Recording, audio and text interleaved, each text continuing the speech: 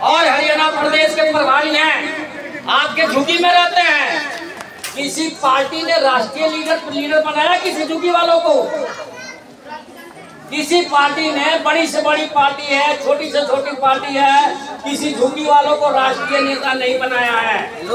आप में से जिसका भी इंटरेस्ट हो ईमानदारी से काम करने का, हमारी पार्टी जहां से चाहोगे वहीं से चुनाव लड़ा देगी। और खर्चा हम नहीं कर रहे हैं।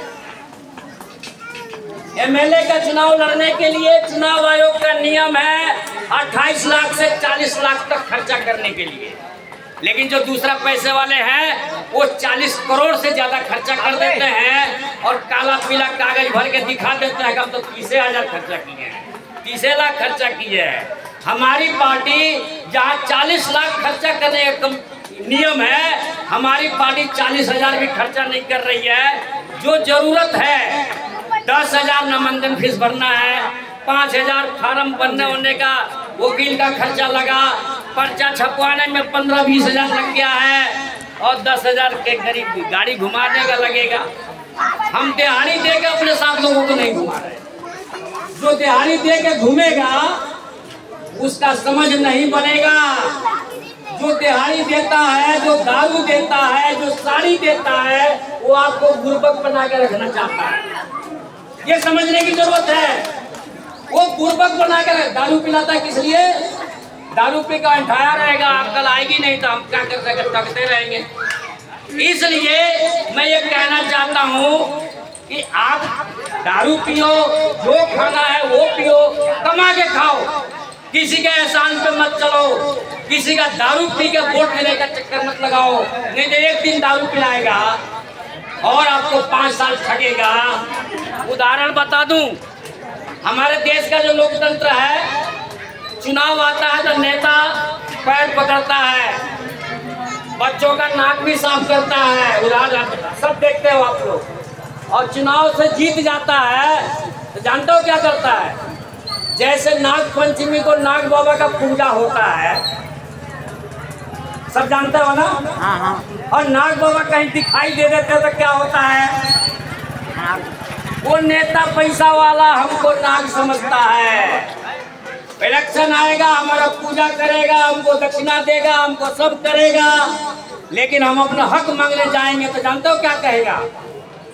हम पैसा दे के जीतते हैं, और ज्यादा बोलोगे तो थप्पड़िया भी देगा। हिम्मत भी नहीं है बोलने का पैसा वालों के पास। और हमारे जैसा कमजोर आदमी, गरीब आदमी अगर कुछ बोलेगा तो भाई ज्यादा बोलता है, अभी ठीक कर दूंगा।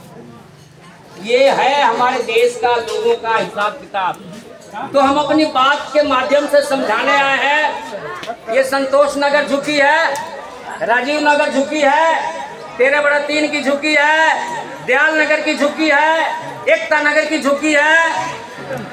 ये सारी झुकियाँ NIT के तरफ भी है, बल्लभगढ़ भी है, सारी झुकियाँ है।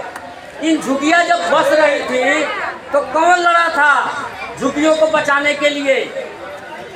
अलग अलग मोहल्ले के लीडर भी हैं। यहाँ के मंडल भाई थे, संतोष नगर के, राजीव नगर के राजकिशोर थे, 13/3 के श्यामकरण थे, दयाल नगर का राम प्रकाश थे, महंगू थे।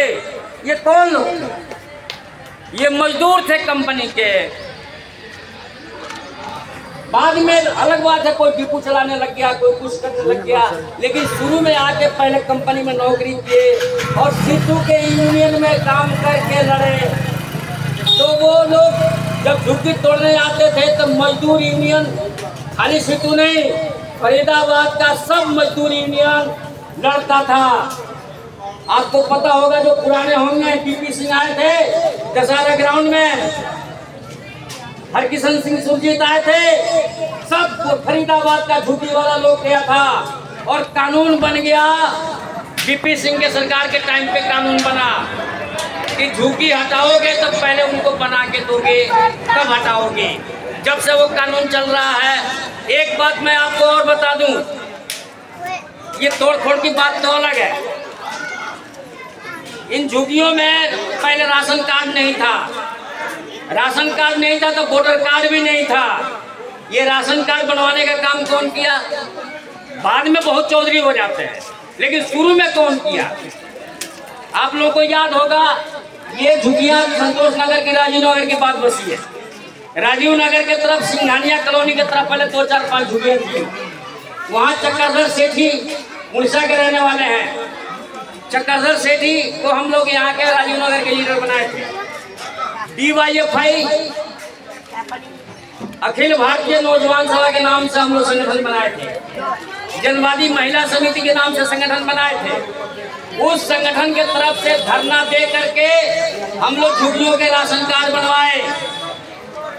हम एक जगह का उदाहरण दे रहे हैं, लेकिन सब जगह का यही किया हम लोग। राशन कार्ड बनवाने वाले नौजवान सभा, जिसमें हम भी थे, जनवादी महिला समिति, ये दोनों संगठन मिलके लड़के धरना दे के राशन कार्ड बनवाया स्कूल में, और अपना मोहर लगा के गारंटी देकर राशन कार्ड बनवाया। कहते थे कि भाई झुग्गी का राशन कार्ड नहीं बनेगा, लेकिन बनवाए हम लोग। राशन कार्ड बन गया, उसके बाद वोट बनवाया गया, और जब वोट बन गया तो वोट लेने वाले नेता मालिक बन गए। ये इतिहास है। जब तक वोट नहीं था, झुग्गी वालों की कोई वैल्यू नहीं उनके नजर में, लेकिन जब वोट बन गया तो आपके वोट से उनको नेता बनना है, राजा बनना है, तब आपको अहमियत देने लग गए, दारू बांटने लग गए, कंबल बांटने लग गए, दिहाड़ी देने लग गए।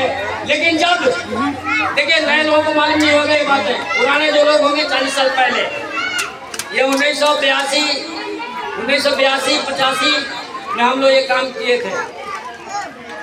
तो कितना हो गया? 15 और 25, 40,